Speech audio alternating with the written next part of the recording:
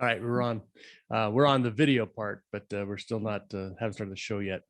All right, so you remember, Rex, we got 4 10-minute, 30-second segments. And so when you hear me trying to cut you off, it's not that I'm trying to be rude, but you got to pay for the show. No problem, man. Say 10. EMP shield.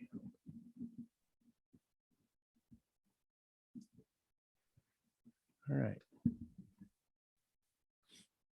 Okay, man. I think we're ready to go. Away we go.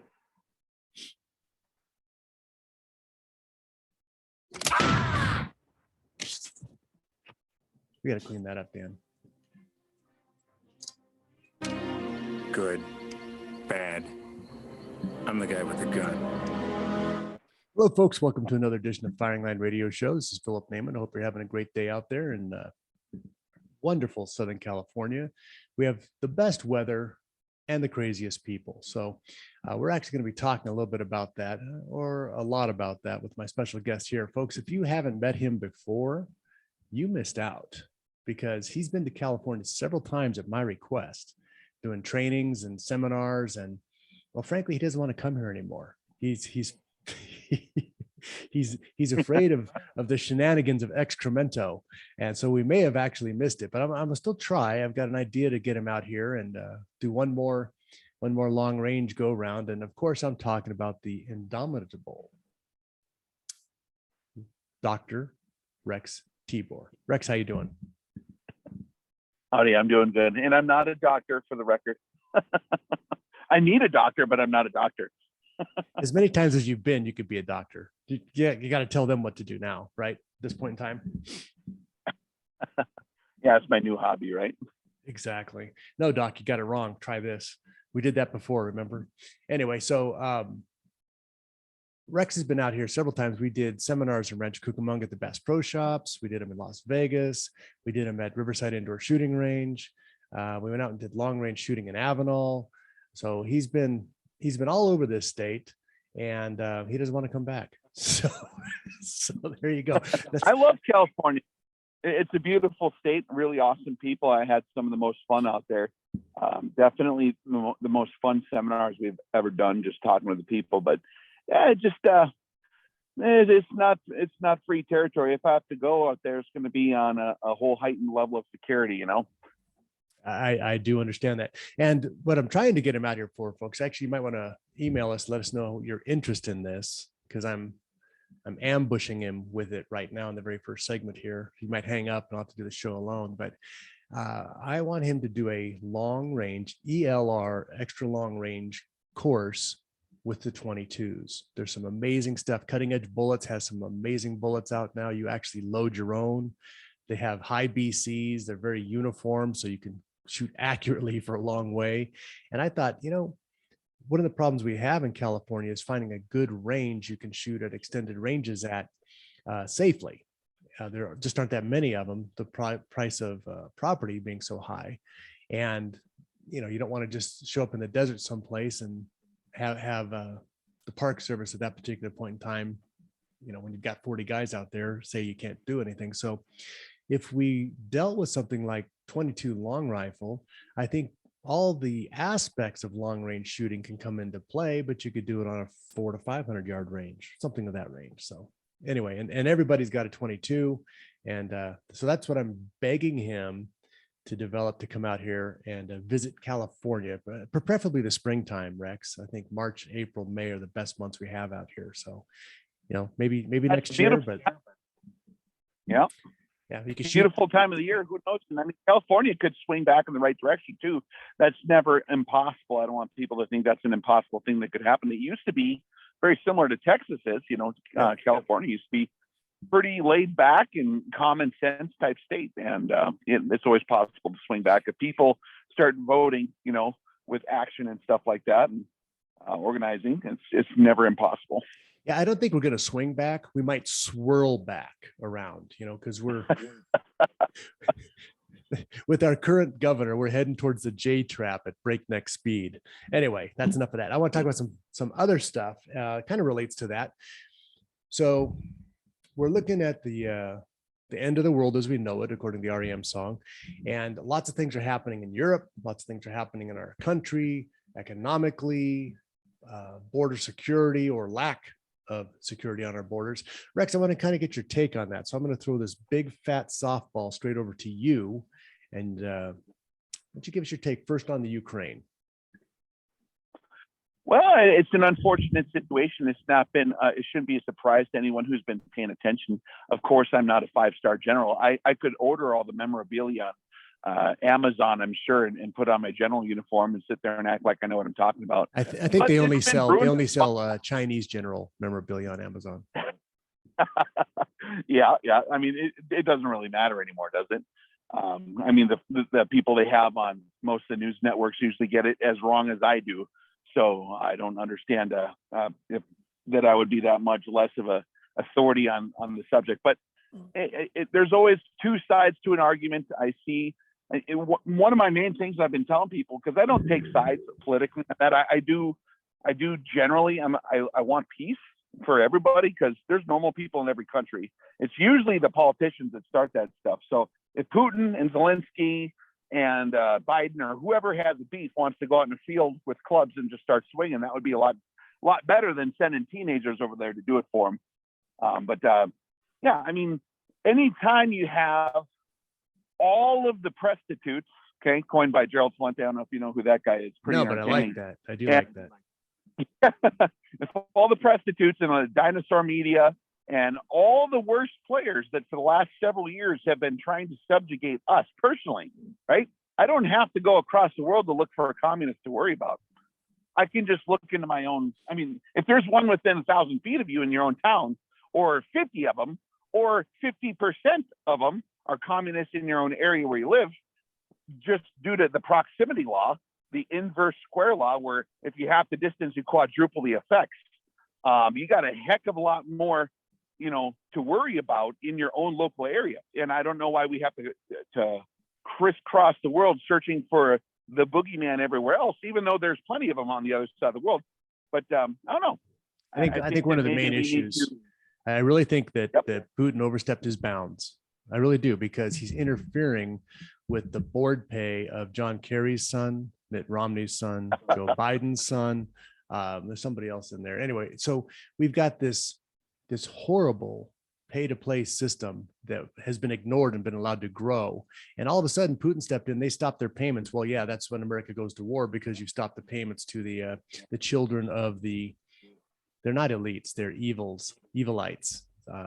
Because these people are just doing evil all day long. We don't use that word. I like this, prostitutes. That's great terminology here, but we don't refer to the people as elites, because they're not. They're not elite. They're freaking evil. They would love for us to get that title. Yeah. Yeah, they made up the title, but I think we need to just call them evil. They're evilites. Joshua had to fight the Hittites, the Amorites, the Jebusites. We have to fight the evilites, and that's who is making these decisions that are running us down the road. And how do we fight them? We fight them in the ballot box. We fight them every legal way possible. That's what we're talking about here. But last night I was driving to the Prescott office. Right now we're in the CCW Safe Prescott location, ccwsafe.com. And we were talking about what if the worst case scenario happened. And so that's where I want to go with the rest of our show here. I want to talk about real preparation, what people can do, what people should do, what kind of plans you should have, and how to work that out with your family, because that's what I came away with last night. Is I understand A, B, C, and D, but how do you get your family on board with that? Because if you do everything you can to survive and they don't, then it's like, why bother, right? So yep. let's just pick it up with that. Let's talk about some of the big things that you would suggest people do and how they get those done. Well, I mean, it's really a matter of reality, and now is a perfect time as an objective learning lesson just to look at the case study that's happening over there right now. Nobody thought that would actually happen over there, right? They never thought it would go to high intensity conventional kinetic conflict with an invading army of communists just leveling your town. Nobody thought that would happen. And so, I mean, I know people, including Zelensky, including the president of the company or the country, right? Yeah, there's a lot of hubris in the world, that still exists, and people are always surprised when there's consequences for, pushing one way or the other too hard. But I mean, these things happen. The center of the bell curve in history is for there to be conflict, and usually it's, the people who live there, it's not all that comfortable. So you can just look at what's happening there. Everyone all of a sudden is trying to use their credit card to buy food, and they find out there's no bank. They're trying to, and the food is now running out. The comms are going down slowly, and all the stuff that we talk about. And I don't want to call it the prepper community. There's a lot of terms that go along, but just trying to survive, right? Trying to be like a man was like 50 years ago in America. The generation that's getting up there in years now that still exists, that remembers the Great Depression, operated that way. Everyone would take care of the family. Every man was responsible to make sure the family was at least equipped to deal with some hard times. And I don't know where that became extinct, but that's the basic thing is, hey, this stuff can happen. There's a lot of variations just because it might not be Putin rolling tanks across California right now. Doesn't mean that there's a lot of other things that could happen that would put you in the same or a worse situation. I tell you what, as far as California is concerned, Gavin Newsom would bring out the National Guard and fight him tooth and nail because of the pollution that his tanks would cause. Not that it were being invaded, but because it wasn't done with a solar powered tank. Folks, Philip Naiman, Firing Line Radio Show. Go to firinglineradio.com for our podcast. Check us out on YouTube. I'm here with Rex Tibor, rexdefense.com, rexreviews.com. We'll be right back after this. Yeah, that's the only reason it would upset him is if you didn't do it the green way. Put some solar panels on your tanks, he'll let you walk right through. Especially if you come in from the southern border. Do you remember that there was a show? If you come through the southern border with tanks from Russia, you'll come through, they'll register you to vote and give you some free benefits. So there you go. Yeah. You remember the Help Obama World War III Fund? Do you remember that, Philip? No, what was that? I'll send it to you. It's from a few years ago, but it's so damn funny. All right. Help Obama Fund World War III. Yeah, I think we did. Okay, we'll pick it up for the next segment here. All right, you primitive screwheads, listen up. See this? This is my boomstick. Hey, folks, Philip Naiman, Firing Line Radio Show. You know that every single week, we're out here talking about all the good things that matter. And we're doing that at Bullseye Sports Guns and Ammo in Riverside between Arlington and Central. Now, Vince is working very, very hard for all of us to make sure that we have what we need. If you haven't bought your firearms yet, if you need more ammunition, if you need another firearm, if you want to join the Gun of the Month Club, all these things are available at bullseyesports.com, and head on down there. Now, after you've got your firearm, you really need to get trained. It's an important thing. If you're a brand new firearm owner, please spend the time, talk to Vince. He'll get you some classes, spend the time to learn how to operate that, because that's going to be the difference between saving your life, if you have to defend your life, and becoming a statistic. It's nice to own them. It's better to know how to use them. So go to bullseyesport.com, 951-823-0211. Call Vince up today. Say, hey, Phil said there's some free stuff. What is it? He'll deal with that later. Anyway, so check him out. We'll have a good time with that. Thank you, Vince, bullseyesports.com. Folks, joining me back here, I have Rex Tibor. Rex, you like how I throw my sponsors under the bus? Just give them a curveball they can deal with. I'm sorry, what's that? wait till I start giving away your stuff. I didn't hear anything you said. wait till I start giving away your free classes. Oh yeah, free classes. Call Rex. Here's a cell phone. Anyway. So, we do have some good stuff though. So actually, CCW Safe is one of our sponsors, main sponsors, and if you have their program through the end of the month, you can get 10% off. The code is FL Radio 10. FL Radio 10.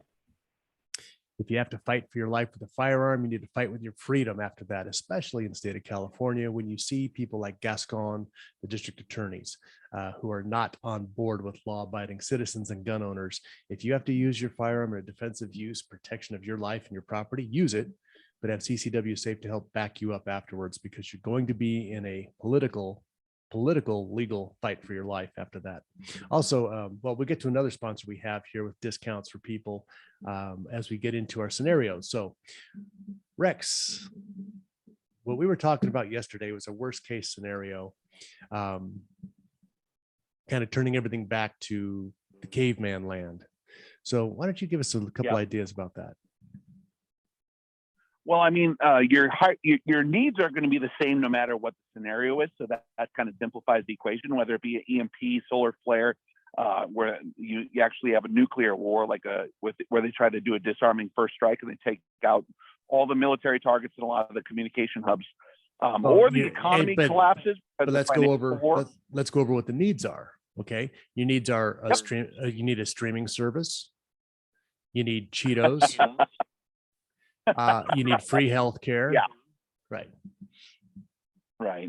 I mean, the basic human needs have always kind of been the same. You have to think in terms of logistics if you actually want to survive. It's actually not as complex or expensive as most people think. I was just figuring out logistics for some folks around here who are new to it. And at the current pricing, if you buy smart and take into account your economy of scale and go together with other people and buy from places like the elevator that actually grows the food, you can feed a person for a year for $290 per year. You don't have to spend thousands of dollars on the special survival food, which I think is a good option too for other things. But you need food. You absolutely have to have that covered. You're not going to have it in almost all the scenarios if they go real bad. So if you don't have food, it doesn't matter. Let's just back this up.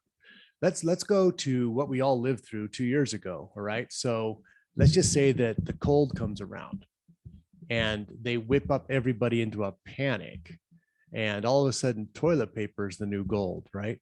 I remember walking through the stores, looking at the shelves. I just wanted to go there and document it, but the empty shelves of everything, how everything was raided, and the gun stores, all the ammunition was gone. The only thing left was 270 WSM and 300 WSM because nobody likes those calibers, but everything else was gone. And the interesting thing to me was that everybody's always said, because I do hand loading and I like my Wildcats, I make my own stuff so I can control that. They always say, well, in a pinch, when the World War III happens, you're not going to be able to find any 7 STW or 300 rum on the shelves of Walmart. Well, guess what? There wasn't any 308, 223, 9mm 45 at Walmart. It was all gone. So, that's, I think that just up a very good point.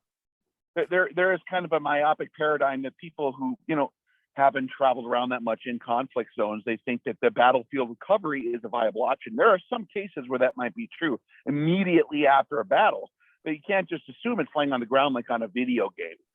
You are your own resupply, period. If you don't have it already, you're not going to have it then. And if you do think you're going to, it's not a good plan to hope that you're going to just find it laying on the ground. You can't execute that plan. Hope is not a plan that a person can actually execute. So you are your own resupply. It doesn't matter what cartridge you have. You got to do that ahead of time, whether it be food, toilet paper, ammunition, water, catchment systems, filtration. All that stuff has to be done ahead of time is the trick. That's the big, giant, huge trick. Yeah. And when do you do it? You start before there's a bright light in the sky. Yeah. And so that would be a great time to start. Yeah, you don't want to try to put together your rain catchment system, screwing the different brackets to the wall to catch rain in a barrel, while you're dodging sniper fire and zombie hordes and all that, with your body armor, and you got a rifle in one hand and a screwdriver in the other, and now you're going to put these systems in place. Or maybe you could trip down the hardware store, evading, the hordes of, bikers or whoever, the bad guys, whoever it might be, just trying to get, oh, I need this one, little pipe clamp so I can get my water system squared away. Like, you have to do that ahead of time. Well, And you don't have to do it all at once. You're assuming two things. Yep. You're assuming that there's going to be a Home Depot to go to that hasn't been Right. burned down and looted. And you're also assuming that it rains in California, which it doesn't. So Water is an important thing. I'm trying to convince you to escape. Yeah. Yeah. I'll die when my swimming pool goes empty. Well, you need 3 gallons of water per person per day. You figure that out for a year, and that's a lot of water. If you don't have a well on site, I mean, that's the water infrastructure is not going to be in place when it goes really, really bad, right? Okay. So you have to have something. Absolutely. Yep. So everybody always talks about, the Russia attack, China attack, and like, okay, most people put that off their mind because it would be so brutal, so horrible, even though Barack Obama says we should absorb all strikes and never retaliate.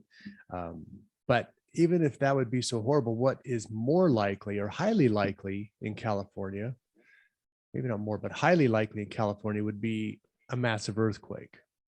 If we have something like they had in Japan, that big 9.0, and the tsunami hit, if we had a 9, which disrupted our electricity, and a tsunami hits the shores, it's not exactly designed. Our coastal is not exactly like Japan. It's pretty hard for a tsunami to do that kind of damage. But a big earthquake where you're talking about freeway overpasses falling like they did in 1990, Newhall, the electricity being out. If electricity is out, water's out. Most stores are supposed to carry about 2 days supply of food in there for the normal people. Well, we've seen if something happens, normal people don't go to the store. The zombies come out of the cracks in the gutters and they infiltrate and steal and burn everything, because that's what zombies do. They don't have an understanding that it will all get through this together if we all do the right thing. They're in it for themselves, and they're stealing all the whiskey and Nikes and everything else that they can grab and running down the street with it, lighting up everything behind them in their path. So that's what we're probably looking at more in California, would be a massive natural disaster, earthquake, something of that nature. And then the people who haven't thought about 20 minutes from now deciding that they should get everything they need by force. So what are some ideas there? Yeah. Well, I mean, people who are it's a choice to either prepare ahead of time or not prepare ahead of time. So if you choose not to prepare ahead of time for real, you're choosing to be a victim as a default when that happens. So there's nobody a guy can really complain to. I mean, you really have to take care of that stuff ahead of time. And you can't expect that the federal government is going to come and help you. They don't have the resources. We're negative, 30 trillion in debt? And I mean, how competent? Wait. Now you have to look. Homer Simpson's in charge. Homer Simpson's in charge of the debt. Okay, 30 trillion in debt so far. Right. That's right. So far. We're going to 40 because we have idiots involved there. Anyway, we're going to pick this up on the other side here, folks. Philip Naiman with my best friend here, Rex Tibor, rexdefense.com. rexreviews.com. He's got great information on there. He's a great coach for long range shooting. You're going to want to get a hold of him. Check out his classes coming up. We'll be right back after this.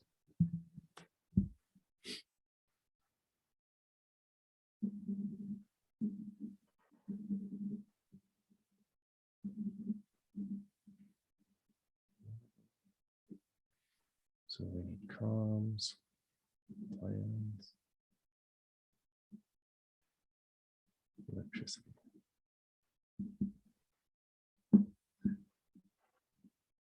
So I think let's talk. We talked water and food. I think everybody gets that part, but communications, having a plan in place, and electricity.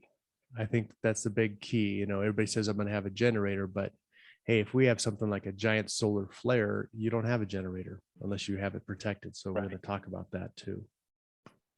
Roger. Send it, Danny. Here we go. Spartans, lay down Down your weapons! Come and get them! Hey folks, Philip Naiman, Firing Line Radio Show. Check out our YouTube page. Guess this, YouTube/Firing Line Radio. We're trying to post all of our shows on there. They're just kind of in the raw format because I'm just too lazy to edit everything. Just little too many things going on here. Hey, somebody wants to edit stuff, let me know. I'll send you a lot of raw details. So anyway, working on that. Check us out on YouTube. You get the visual of what's going on out here.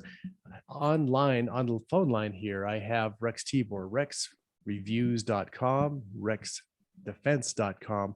Rex broke, those of you who don't know who he is, he created a program for long range shooting on YouTube. I think it originally was called Sniper 101. He had 101 different lessons, not on sniping, but on long range shooting. Everything from ballistic coefficients, what does that mean, to rifle twist rates, Coriolis effect, to what time is it when a butterfly flaps his wings in Malaysia? How does that affect your shot over 2 miles? So he has a lot of great information there. Optics, scopes, which there is a different category for both of those, you know, the stocks, the cheek weld, the triggers, everything's in there. He's got more detail. If you watch all 101 of those and do a couple of his classes, you will know more than anybody else you meet. You will win all bar bets from that point forward. And you'll probably be able to outshoot me. Not a big deal, but at least you get to say that. So Rex, welcome back to the show. We're talking right now. I have you on because you are a man with a lot of information from a lot of different sources. And there's some things that you were talking about with me this last couple of weeks that I wanted to get on the show and talk about. And we're talking about here, worst case scenario, California. Worst case scenario is Gavin Newsom's reelected, but worst case scenario in California, if we have something like a major earthquake, a 9%er, and electricity's out, or you have a solar flare, or you have a nefarious person lighting off a nuclear bomb in the stratosphere that fries all of our electronics. So let's talk about some of those things. What do you do for your communications? How do you plan this out? And what do you do for electricity? Well, you can just write electricity off for a while. I think that thinking outside that realm, so many people are married to the idea of trying to preserve that. That's going to be very difficult to do. I mean, solar systems are going to be more viable in your area to do things like the refrigerator or essential things, or to recharge your comms. For communications, of course, there are handheld radios. You could do FRS. They have small radios. I got other buddies that are more experts on that. But beyond that, those radios aren't really useful if you don't have anyone else to talk to that's on your page. So the big thing, or if you, or the other thing with the handhelds, little 8 watts, we did some shows on that, is if the repeater's down, it's basically a line of sight issue, maybe 1 or 2 miles, and that's it. So, you know, if you don't have a repeater to work with, it's not, you know, although you were talking to the guy on the other side of the mountain, that ain't available anymore. So realize that if we have the EMP scenario, that's going away. Right. And honestly, your best form of communication, again, is prior planning prevents piss poor performance, right? So if you get your communications dealt with before this happens by basically laying out plans, like you have your primary, alternate, contingency, and emergency plans all in place with the people you actually like. If this happens, that is a trigger. You are going to meet at this location is our primary, alternate, and then you have backup locations. Or if this happens, this other scenario, where do we meet? What's the plan? That is by far the best form of communication, taking advantage of the times of peace when you can actually log it out on a whiteboard and do a matrix of your threats versus your needs and determine, hey, what's the best course of action, and kind of war game each scenario. Some people might find that fun, you know, teenage boys might find that fun. If it's the wife or the daughters, I mean, sometimes you just kind of just hand them a sheet of paper so they can have that in hand and have a little meeting and just share your plans with those you love ahead of time, because you can't count on those intricate communications working or people remembering how to using them. There's a lot of other problems there too in different scenarios. There's a lot of expertise that goes into managing those effectively. Plus, even if you have them, you have to have plans for what's your primary frequency, what's your secondary frequency, right? All that stuff has to be discussed ahead of time. We talked about this at some of our more recent training events that we're doing the last couple of years. We've shifted gears away from some more of the hobby type extreme long range precision stuff, more into a different field of like useful stuff for what the world is actually going into now. Fieldcraft, sustainment system. Yeah, fieldcraft sustainment systems, how to set up and organize all these different things in concentric layers that they're overlapped so many times that no matter, if you miss the detail here, this other system's going to cover it. So that prior planning deal is huge, absolutely huge. And those are going to be the people that are going to survive. And those are going to be the leaders that are going to emerge from the ashes or the chaos at some point, are the people that had a plan ahead of time for that. Because everyone else, I mean, it doesn't matter how much stuff you pile up. Americans think we can just put stuff on a shelf. We buy stuff. Oh, I'm good now. No, the plan is more important than having the stuff. You got to have a plan for how to make those systems actually work, right? And who you're going to work with. Otherwise, it's going to be a chaos. And so your best form of is to have prior planning. Yep. I agree. I want to talk a little bit about the electricity thing. So much of our life is based, well, look what we're doing right now, right? Without electricity, this isn't happening. So much of our modern life is based on electricity. And, I have an app for that, right? A lot of these things are going to be going away, but there'll be things that you can still use electrically. Now, the last thing you want to do is be the last guy with lights living on a hill where all the zombies can see the lights at night. Okay. Absolutely.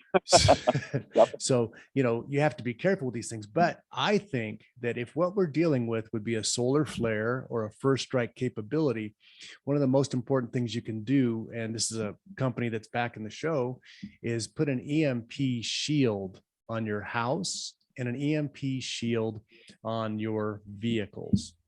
So let's just say I have in my mind, I do have in my mind, Mm-hmm.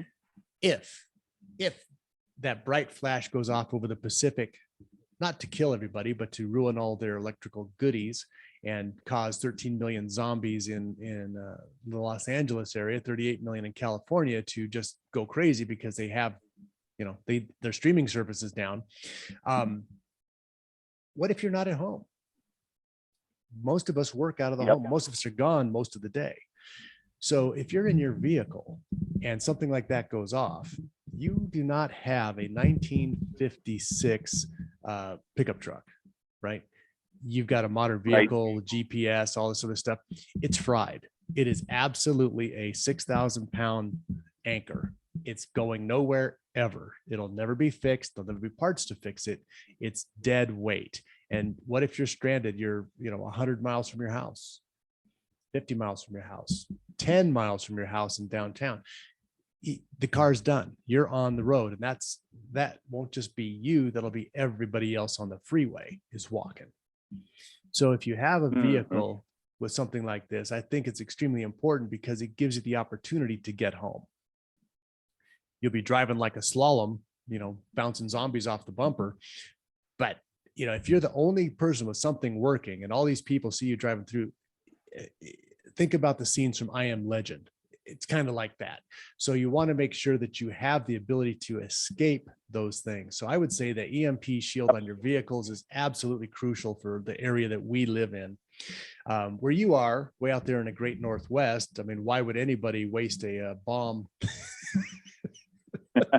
Actually, we're one of the prime nuke targets up here because the strategic air command. Yeah, that's true. We have 150 bullseyes for nukes right up here, hardened nuclear sites.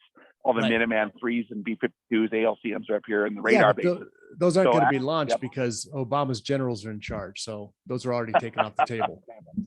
I hope that's the way it works for me. Yeah. Right. But that's the point on that. So go to empshield.com, EMP, that's spelled EMP, shield.com. Use firing line as the product, as a code. You get $50 off of each one. You want them on your vehicle, you want them on your house. Now, if something happens and it's on your house, anything that's plugged into your system is protected with this.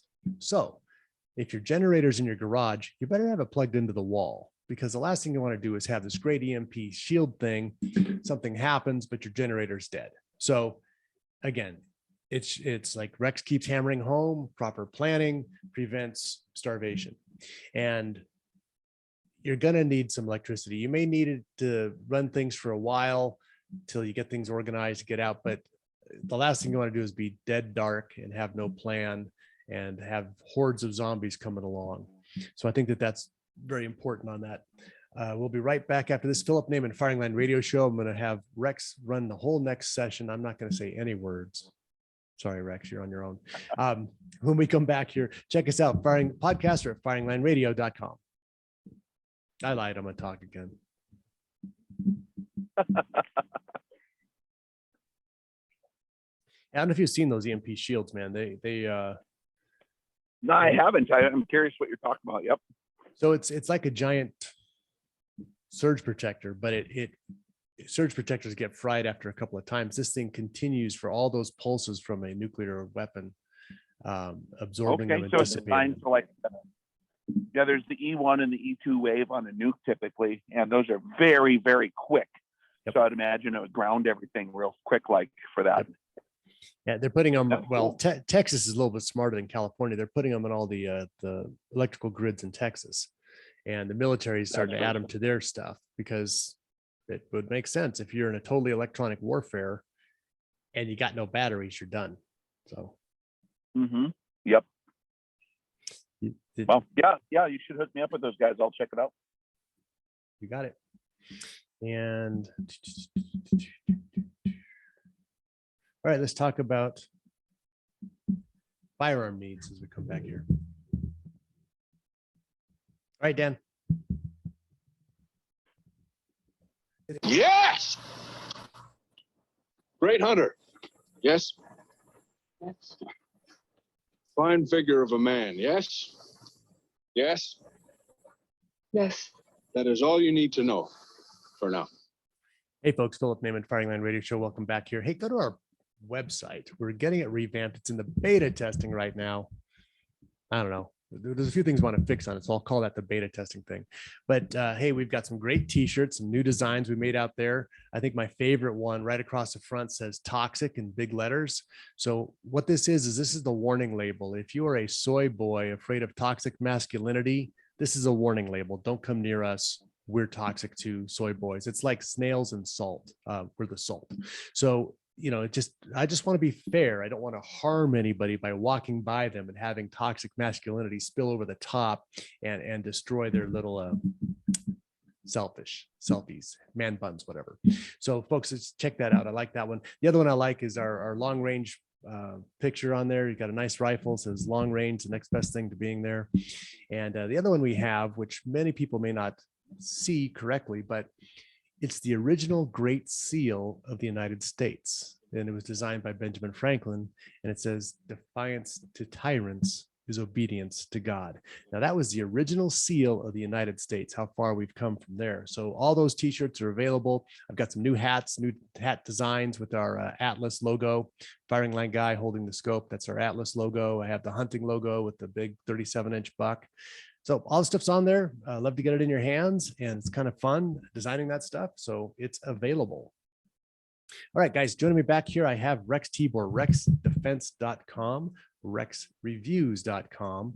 He's the author of Sniper 101, an amazing legacy of long-range shooting information that you can find online.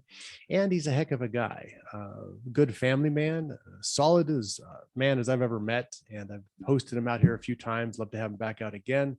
But Rex, let's talk about, since this is the Firing Line Radio Show, let's talk about what protection needs will somebody have in a zombie apocalypse? Yeah, that's a tough question. We're actually going through a series right now on, I have a new Patreon channel. It's the Tiborasaurus Rex, like Tibor, a Saurus Rex, like the dinosaur. Oh, the common Patreon spelling. channel. We're going. But why don't you pick something like Rex? Yeah, pick something people can remember. I did not intend for it to ever be a public thing when I started the channel. It accidentally landed on my lap. But yeah, I would have picked something that was your handle. But anyways, yeah, we're going through the scenario right now on Patreon. It's called the Zero to Infinity series on Patreon. And we're going through that exact kind of like a scenario where we're calling it the red rodeo scenario, like an invasion / whatever, right? And you have to help equip as the guy that's in charge of the responsibility of getting people equipped with the right equipment for this kind of a situation. And we have a character in there, old, rancher or whatever, or in a variety of other characters, and we're helping determine what's their best choice. The trickiest part to doing that is understanding a person's 90% context.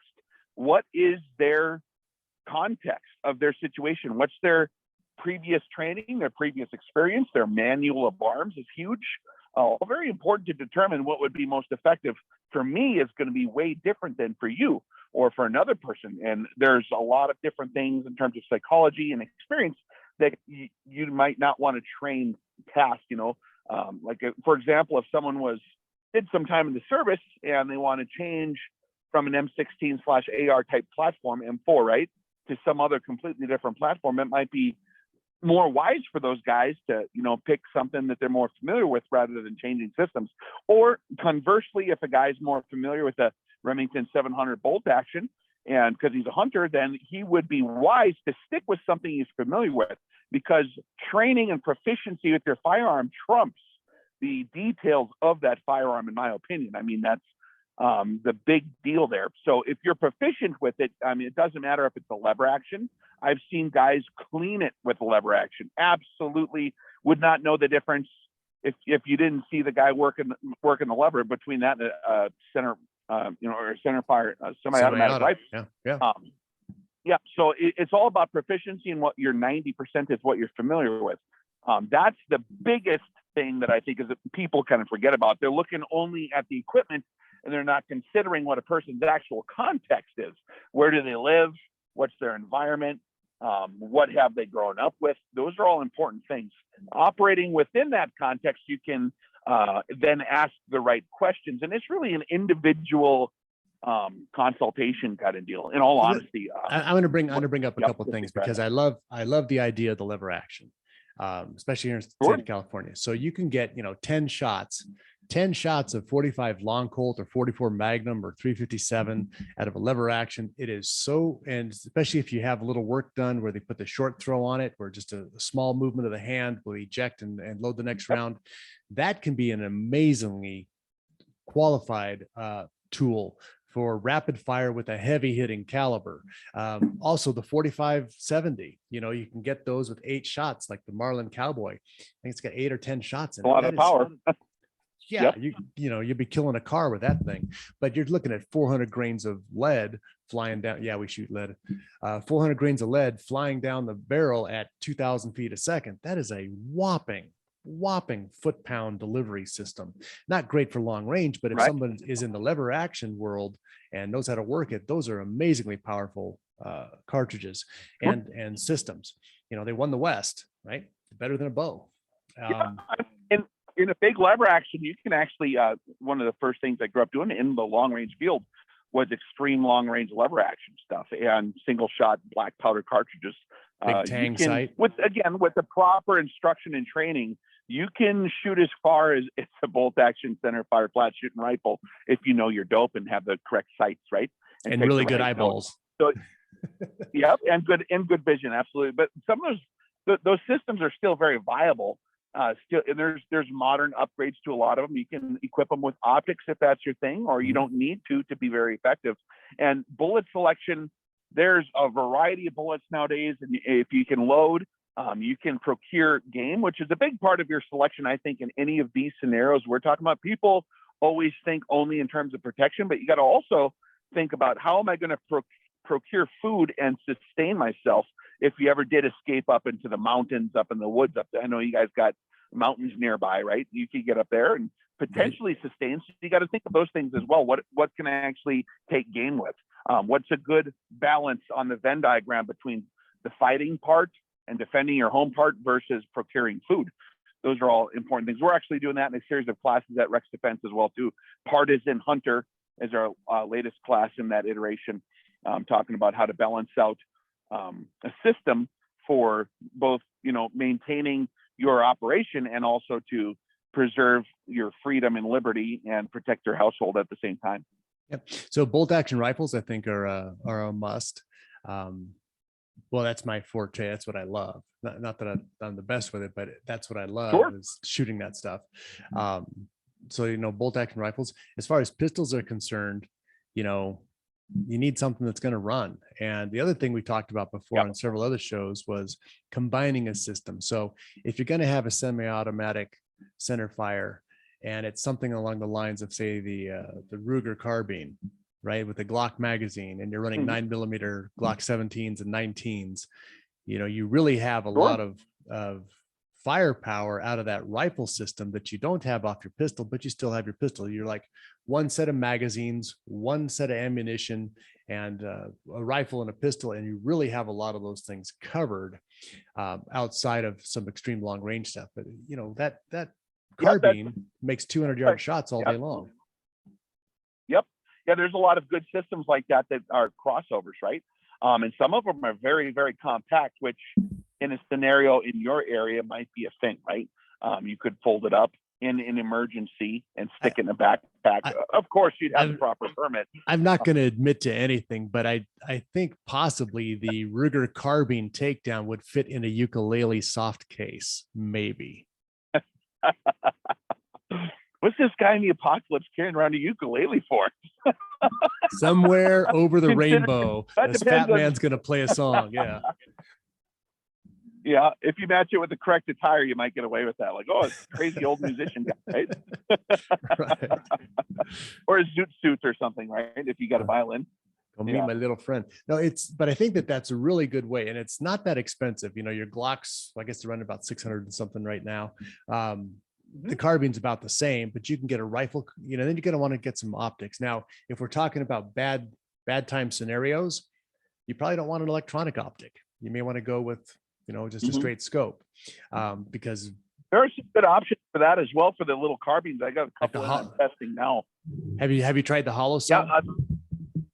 Yeah, I got a lot of Holostones. They're good, but in the no batteries option, that's absolutely impervious and a lot, very, very rugged. The new micro prisms from Primary Arms are incredible, and they do have ballistic drop data that's compatible with pistol cartridges, like 9mm. You know what? So it's a one power, about the size of a small, like a T1 aim point. I've got to call into them. I want to actually have them on the show to talk specifically about that. So thank you for bringing that up. That's awesome. Yeah, absolutely. Yep. Yeah, Folks, but there's a lot of good options. The market's advanced quite a bit on that. It has, and Dimitri's done some great jobs with those reticles. Hey, folks, I want to thank my special guest, Rex Tibor, the King, Rex Tibor, Tiborasaurus Rex. Great guy. Going to have him back out in California, whether he wants to or not, maybe. But Rex, thank you. RexDefense.com, RexReviews.com, and check out his Patreon channel and support this guy because, well, we all need to support each other. Rex, thank you so much for being on the show, boss. Hey, thank you, sir. I appreciate it, man. All right. Say hi to Jordan. God bless. Yep. Rock and roll, dude. Did you get what's needed? Al, did you say what you wanted to say? Yeah. Oh, absolutely. Yep. Then I got what I needed. There you go. Perfect. Do you want me to? Do you have Dimitri's contact? Let me get. I'm recording right now. Let me stop my recording. I'll get that from you.